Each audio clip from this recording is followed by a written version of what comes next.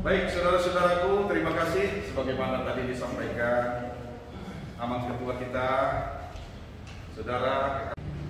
Saya Pendeta Patar Swaduwon Napitupulu, istri Boru Simbolon, punya 2 anak. Satu legal di satu perusahaan, dia tamatan hukum UI, sebagaimana ibunya. Ibunya cantik bagi saya. Ibunya sangat cantik. Saya kira istri pendeta paling cantik lah menurut saya dan menurut teman-teman. Yang laki-laki baru ulang tahun ke-20 kemarin. Dia kuliah di Brawijaya di hubungan internasional. Beberapa waktu yang akan datang dia sedang mempersiapkan diri untuk pendidikan 1 semester. Ini perlu didampingi ibunya persiapan ke Irlandia karena dia mendapat beasiswa dan melalui sebuah proses yang luar biasa berat, persaingan yang begitu ketat. Dia lolos untuk 6 orang lolos untuk melanjutkan pendidikan di Irlandia. Keduanya juga cakep seperti mamanya, untuk tidak seperti saya. Artinya memang sejak awal saya sudah berpikir, ya Tuhan berikan saya kemudahan untuk memperbaiki keturunan. Jadi Inang itu Boru Simbolon tadi sebenarnya selalu hadir bersama saya, tapi sekarang beliau sedang di Jakarta bersama anak-anak mengawasi anak 2 ini. Biasalah, udah sekarang banyak alasannya untuk keluar rumah, untuk ketemu teman macam-macam, ya laptopan lah, ngavel lah, klien lah, ulang tahun teman-teman SMP lah, nggak tahu tiba-tiba jadi ramai sekarang. Apalagi kondisi Jabodetabek yang sangat masih sulit sekarang karena COVID-19. Jadi tadi saya informasikan, saya hadir di sini, sampaikan salam sama Bang Baban juga kepada teman-teman saya di Bekasi yang kebetulan juga adalah bagian daripada keluarga Bang Baban dan Inang di gereja yang pernah saya layani. Jadi saya senang sekali. Beberapa waktu yang lalu sebenarnya saya berharap bisa hadir bersama-sama dengan kita, tapi tiba-tiba Tuhan punya rencana. Ipar saya kandung, adiknya Inang itu meninggal dunia. Jadi ketika itu Selasa paginya juga kami berangkat ke Medan dan langsung ke Bandung. Jadi puji Tuhan, Tuhan perkenankan sekarang kita bertemu.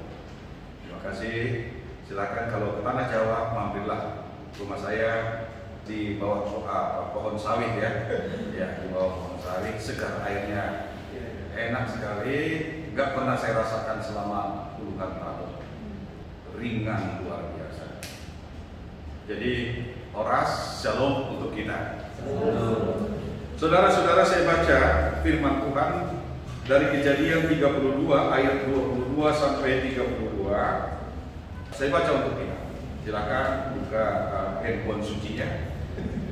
Pergumulan Yakub dengan Allah. Pada malam itu Yakub bangun dan ia membawa kedua istrinya, kedua budaknya perempuan dan ke-11 anaknya, dan menyeberang di tempat penyeberangan sungai Yabok. Sesudah ia menyeberangkan mereka, ia menyeberangkan juga segala miliknya. Lalu tinggallah Yakub seorang diri, dan seorang laki-laki bergulat dengan dia sampai fajar menyingsing. Ketika orang itu melihat bahwa ia tidak dapat mengalahkannya, ia memukul sendi pangkal paha Yakub sehingga sendi pangkal paha itu terpelocok ketika ia bergulat dengan orang itu. Lalu kata orang itu, biarkanlah aku pergi karena fajar telah menyingsing. Sahut Yakub, aku tidak akan membiarkan engkau pergi jika engkau tidak memberkati aku. Bertanyalah orang itu kepadanya, siapakah namamu? Sahutnya, Yakub. Lalu kata orang itu, namamu tidak akan disebutkan lagi Yakub, tetapi Israel, sebab engkau telah berkumpul melawan Allah dan manusia dan engkau menang. Bertanyalah Yakub, katakanlah juga namamu. Tetapi sahutnya, mengapa engkau menanyakan namaku? Lalu diberkatinya lah Yakub di situ.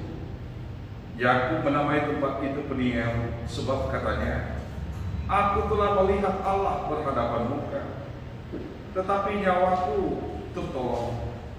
Lalu tampaklah kepadanya matahari terbit ketika ia telah melewati Peniel, dan Yakub pincang karena pangkal pahanya. Itulah sebabnya sampai sekarang orang Israel tidak memakan daging yang menutupi sendi pangkal paha, karena dia telah memukul sendi pangkal paha Yakub pada otot pangkal pahanya. Demikian firman. Saudara-saudara pernah mimpi? Pernah? Saya mau cerita begini. Ternyata saudara-saudara, para ahli psikologi mengatakan bahwa mimpi itu adalah buah daripada pengalaman kita yang tersimpan di bawah sadar. Jadi setiap kita punya satu instrumen diberikan Tuhan, yakni di bawah sadar atau ketidaksadaran. Yang kita pakai sehari-hari adalah otak sadar kita. Tentu saudara-saudara yang tahu psikologi, apalagi Sigmund Freud, tahu betul tingkatannya. Jadi kita ini memiliki satu instrumen namanya bawah sadar. Kalau Deddy Corbuzier pernah saudara tonton di televisi menghipnosis seseorang, orang itu digerakkan bawah sadarnya, bukan otak sadar. Yang digerakkan itu adalah bawah sadar, karena di situ tersimpan file-file yang asli, yang orisinil. Di situ segala macam tersimpan. Apakah sudah di-reject? Apa sudah masuk recycle? Apakah juga disembunyikan? Jangan-jangan banyak sekarang ini bapak-bapak juga dalam rangka menyembunyikan sesuatu file di HP-nya atau gambar-gambar tertentu, dia bikin passwordnya kan? Itu. Jadi itu semua tersimpan di bawah sadar. Karena itu kalau ditanya misalnya seperti ini, ibu di mana tinggal? Jalan masjid, Pak. Jalan? Masjid. Masjid. Berapa kilo dari masjid, jalan masjid ke sini? Kurang lebih 1 kilometer. Berapa tiang listrik yang ibu lihat? Gak pernah perhatian, Pak. Nggak pernah. Berapa pohon? Banyak. Sama halnya, tentu jawaban kita sama. Tapi saudara-saudara, ternyata bawah sadar kita kalau digerakkan bisa menjawab dengan tepat. Seperti ibu, ada 20 tiang listrik misalnya, ada berapa pohon, ada begini, beberapa selokan, bahkan ada trotoar yang rusak. Dari mana tahunya? Ini mata ini adalah kamera tercanggih yang belum bisa diciptakan oleh manusia, pemberian Tuhan. Jadi dia merekam segala sesuatu, lalu disimpan di server terbaik yang juga belum bisa diciptakan manusia, yakni otak bawah. Lebih besar. Server terbaik sekarang ini berapa giga atau ribu giga, tapi ini tetap lebih besar pemberian. Jadi luar biasa kalau sekarang teknologi informasi berkembang, sebenarnya sedang mencoba menggali kedalaman daripada perbuatan tindakan Tuhan dalam hidup kita. Jadi dia bisa memberikan jawab dengan tepat. Apakah ibu misalnya kemarin itu makan bakso? Oh, itu bisa diputar ulang kembali. Jadi kalau ada yang bertanya bagaimana Tuhan mengadili kita, oh itu diputar. Jadi tak ada kesaksian yang bisa kita sangkal, karena dia langsung diputar seperti televisi ini diputar. Kalau ada kata-kata mata Tuhan itu terbuka, Tuhan itu kasih mata itu ke kita. Tuhan itu kasih telinga. Jadi kalau saudara pernah mimpi, Saudara, misalnya bapak-bapak ini, nama istrinya misalnya Sitio, lalu 3 malam berturut-turut terakhir ini tiba-tiba dia dengar nama Santi, istrinya. Santi katanya, memigau bapak ini. Santi katanya, entah kenapa keluar. Lalu si ibu tanya, ada nama Santi, siapa itu? Nah, itu karena bahwa sadar kedua. Hati-hati ya, hati-hati bapak-bapak, ibu-ibu. Karena bapak-bapak ini, ibu-ibu juga hati-hati. Nanti ucok keluar dia. Nah, saudara-saudara, ini yang menarik. Ini yang menarik. Kalau kami para teolog mengatakan dengan bahasa yang lain, di dalam hati kita, di dalam diri kita ini ada sebuah ruangan yang kita bangun.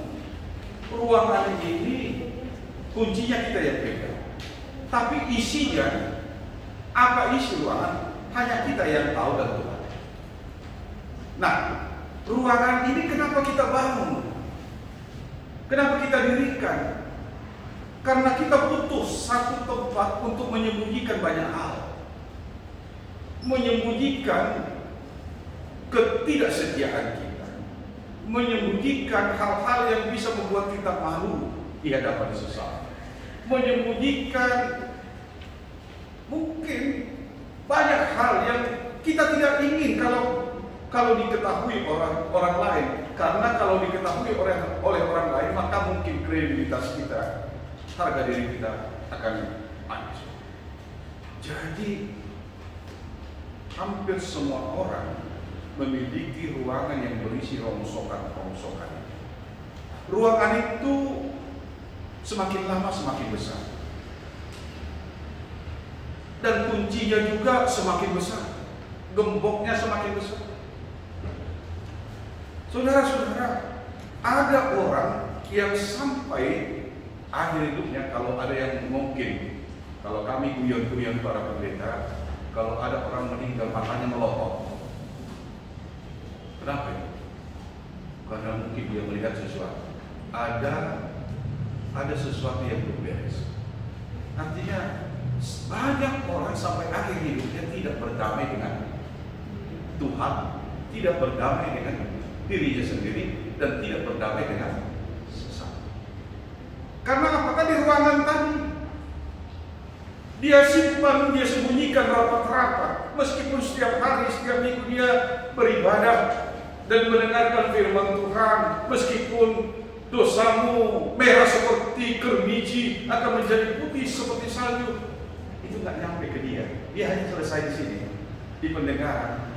Itu tidak membuat dia termotivasi untuk membuka itu gembok dan menyerahkan kepada Tuhan, supaya Tuhan masuk ke sana, supaya Tuhan membersihkan, supaya Tuhan itu kembali melapangkan jiwanya. Setiap minggu dia dengarkan janji Tuhan akan pengampunan dosa, tapi dia tidak menikmati kelepasan. Hati-hati Bapak Ibu sekalian, kalau itu tidak sampai, kalau Tuhan tidak masuk ke sana, nanti ruangan itu akan semakin besar.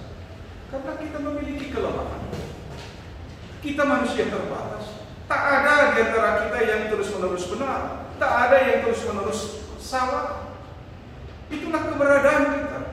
Karena itu Tuhan selalu menghadirkan damai dan pengampunannya. Karena itu kalau kita bicara salom, salom itu artinya damai sejahtera. Salom itu ketiadaan konflik batin di dalam hidup kita. Mekel misi hapataran, tangis misi dunia. Gak mungkin orang-orang yang sudah menikmati shalom tidak akan terjadi lagi seperti itu. Masalah boleh tadi datang terus. Wah, kita tidak pernah merencanakan apa yang bisa terjadi kepada kita. Tapi orang yang hidup dalam shalom, dia akan mampu mengatasinya. Sebagaimana firman-Nya, dia beroleh kekuatan untuk menanggung kalaupun dia harus kalah atau salah. Itulah shalom. Jadi sering kita ngomongnya juga salah, shalom, tapi hidupnya tidak dipenuhi oleh shalom, damai sejahtera. Tensinya udah naik. Penuh potensi kan? Ibu-ibu, bapak-bapak. Jangan-jangan sekali-sekali pulang. Jangan-jangan sudah rata-rata 140/90. Itu masih bisa diobati. Kalau sudah 140/110, itu sudah sulit mengobatinya.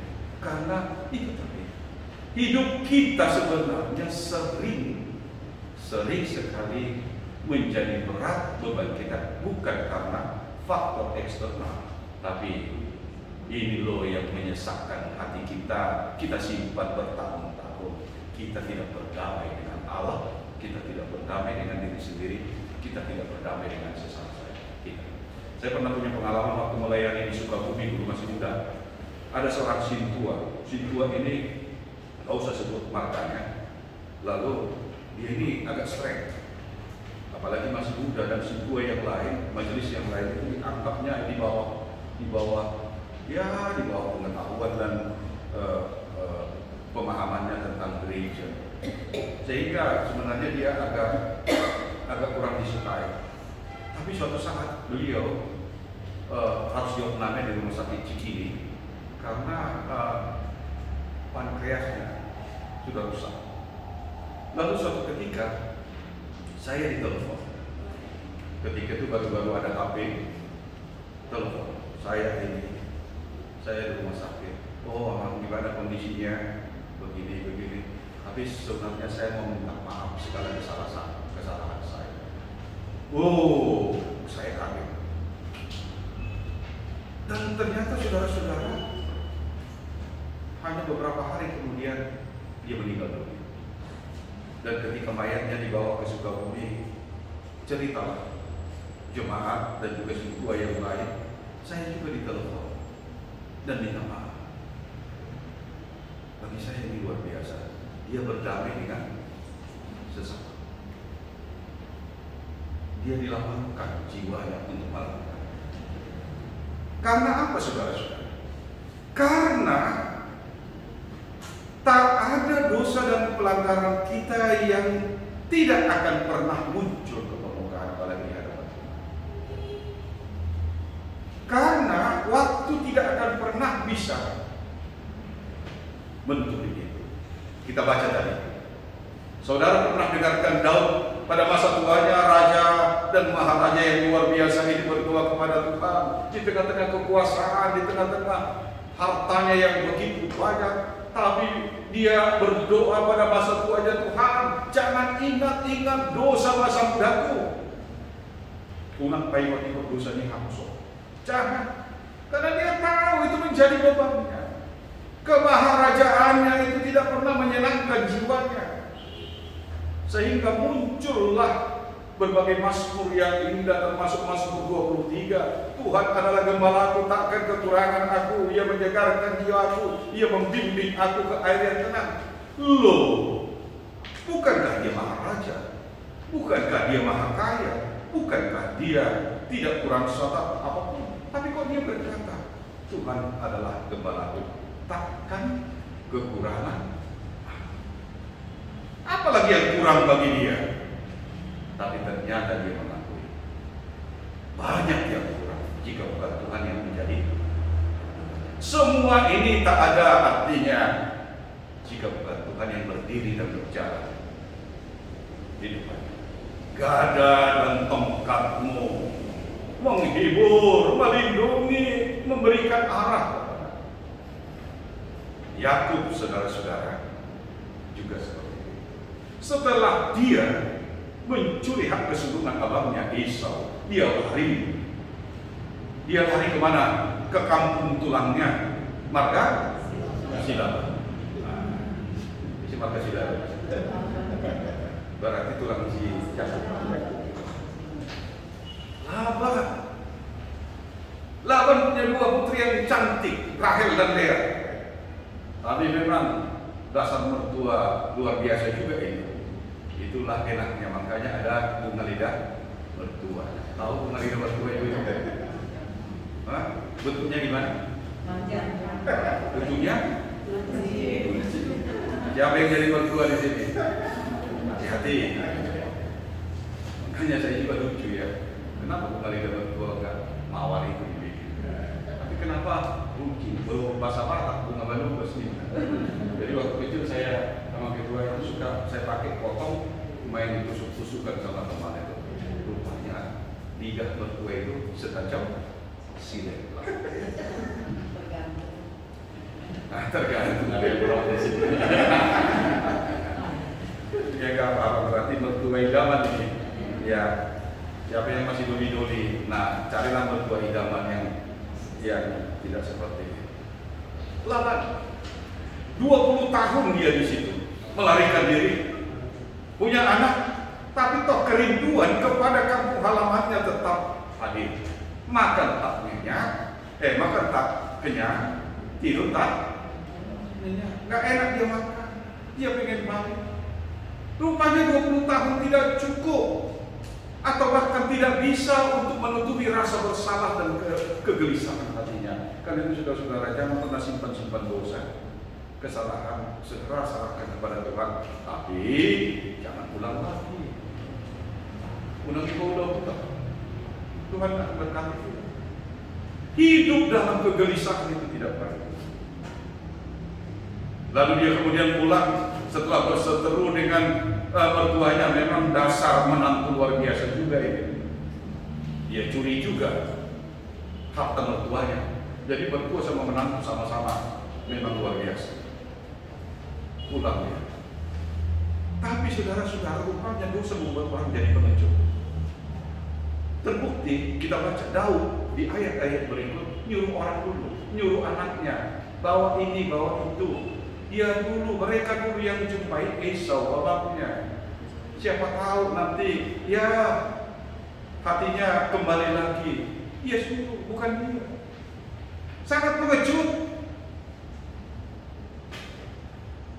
Lalu saudara-saudara, malam itu dia jalan-jalan dalam kegelisahannya dan bertemu seorang laki-laki yang ternyata Tuhan. Lalu mereka berseteru, lalu mereka bergumul, lalu sampai fajar menyingsing. Laki-laki itu berkata kepada dia, lepaskanlah aku karena fajar sudah menyingsing. Apa yang dikatakan oleh Yakub? Jangan, tidak mau sebelum engkau memberkati. Lalu laki-laki itu memberkati dia dan akan mengubah namanya dari Yakub menjadi Israel. Israel tempat itu kemudian menjadi pendiam. Saudara-saudara, apa maknanya? Pertobatan, damai sejahtera itu dimulai dengan pergumulan dan juga berkat Tuhan. Kesediaan untuk hidup di dalam kehendak Tuhan. Kalau orang yang hidup dalam kehendak Tuhan, maka dia beroleh kekuatan untuk berdamai dengan sesama, berdamai dengan dirinya. Ia membuka ruangan yang penuh rongsokan itu, tempat persembunyian banyak hal-hal yang membuat dia bisa malu. Itu ditunjukkan oleh Yakub. Jadi kalau ada yang berkata bahwa Israel itu keturunan pencuri, tidak. Israel itu justru keturunan orang yang diberkati Tuhan, yakni dari Yakub menjadi Israel. Karena itu saudara-saudaraku, apa yang mau disampaikan oleh firman ini kepada kita saat ini, apalagi dalam kehidupan saudara-saudara selama ini di tempat ini, melayani banyak hal seperti doa kita, memperjuangkan banyak hal, menegakkan banyak hal yang kita yakini adalah perpanjangan tangan Tuhan untuk menyampaikan keadilannya, perpanjangan tangan Tuhan untuk menyampaikan berkatnya. Biar saudara-saudara tahu, kepada kami para pendeta, apalagi kami pendeta HKBP, kami secara khusus dari 6 Pak Tokoh di HKBP, yakni pendeta, Bible Diakones, apalagi evangelis, dan juga guru kuliah dan situa. Hanya pendeta yang dikatakan itu patumunan di Kristus, sikap di Kristus. Artinya memang diberikan tanggung jawab berat untuk menjalankan kehidupan Kristus. kami punya 7 janji pendeta yang harus dipenuhi seluruh ini. Yang kedua berkata seperti ini: jika ada orang yang bersalah, kau tegur dia, kau ingatkan dia, kau bahkan kau hukum dia. Maka kalau orang itu mendengarkan, tidak mendengarkan, maka dia akan mati di dalam dosanya. Tapi rohmu kau tidak ikut menanggungnya. Al-Aimah 2:20. Tapi jika kau diam, jika tidak kau tegur, jika tidak kau hukum, jika tidak kau sadarkan dia, lalu orang itu mati dia di dalam dosanya. Jika tidak, maka siap tanganmu lo tunggu hukum dari tanganmu saya akan menagih darah. Saudara-saudara, saya kira pekerjaan pendeta dan hakim dekat-dekat menegakkan apa yang kita lakukan, menegakkan apa yang kita lakukan. Karena memang Tuhan tidak pernah bermaksud menyenangkan hati semua orang, tapi Ia menginginkan pertobatan semua orang. Karena hanya pertobatanlah membuat kehidupan yang lebih baik, termasuk bangsa kita ini, termasuk masyarakat. Seperti yang dia bertobat di saat-saat kritis, ingin merasakan selalu berdamai dengan Tuhan. Bila saudara mendengarkan janji Tuhan akan pengampunan dosa kita, bukalah Al-Quran, daftarkan, jangan malu. Mungkin kita tak ingat lagi karena sudah begitu banyak, tapi hati ini tetap menyimpannya. Tak sadar, otak tak sadar kita tetap menyimpan. Karena yang ingin diberkati supaya kita kuat dalam kesesatan, supaya kita bisa bersyukur dalam segala hal. Itu bukan main-main, bukan asal-asalan. Itu dimulai dari hati yang mau berdamai dengan hidup yang berkah. Maka meskipun gaji tidak segera, misalnya tunjangan, begitu keinginan harapan kita tetap bisa sabar, tetap komit, kita tetap berintegritas dalam tugas kita, karena kita sadari sebagai panggilan Tuhan. Maka saudara-saudara, ada saatnya kita akan dibalasnya, diberkatinya. Ada saatnya kita akan dibelanya. Ada saatnya apa yang kita harapkan dipenuhinya seturut dengan kita. Berdamai dengan Tuhan. Oh, indah sekali. Berdamai dengan Tuhan adalah hidup kita, karena Dia hadir setiap waktu. Seperti pertemuan kita pagi ini, Dia menawarkan hidup terus-menerus kepada kita, kepada saya, dan kepada saudara-saudara. Diberkatilah tempat ini, diberkatilah saudara-saudara umat Tuhan di tempat ini, sama nama Bapa, seluruh kepala pelayan. Diberkatilah jadi Allah Tuhan menghadirkan kehidupan. Amin. Kita berdoa. Terima kasih Tuhan yang baik, dalam Yesus Kristus sungguh besar kasih setia. Kami tahu Tuhan berdamai dengan Engkau akan membuat kami lebih baik, sehingga kami beroleh kekuatan untuk berdamai dengan sesama kami, seperti Yakub yang sebelumnya mengejut menjadi berani setelah Tuhan berkati. Setelah dia membuka dirinya kepada Engkau, dia berani menjumpai abangnya Esau yang sebelumnya dia mengandalkan orang-orang suruhannya untuk menjumpai Esau. Tapi kemudian karena sudah berdamai dengan Tuhan, dia memperoleh kekuatan dan keberanian untuk berdamai dengan abangnya Esau. Dia menjumpainya sendiri, dia mohon ampun sendiri, dan pulihlah segala hubungan yang telah retak bertahun-tahun. Esau memeluknya dengan begitu terharu karena dia melihat adiknya yang telah kembali kepadanya, bukan kesalahan, bukan dosa, bukan pelanggaran, dan segala macam yang dia sembunyikan. Begitulah Tuhan memperlakukan kami.